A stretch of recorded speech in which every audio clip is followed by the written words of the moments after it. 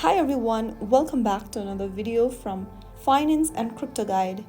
In this video, I'm going to show you how to change your currency in KuCoin application.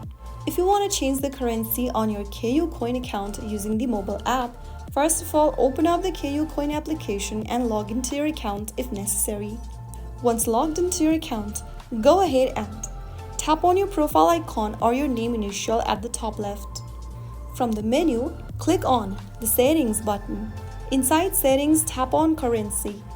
Now, select the currency you want to use for display.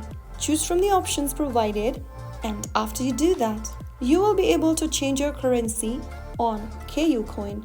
Changing the display currency does not affect your actual holdings, but it just changes how balances and price are shown in your KuCoin homepage. And that's how you can change the currency display on your KuCoin account easily. If you found the video helpful, don't forget to like, share, and subscribe. I will be back again in the next episode. Thank you for watching.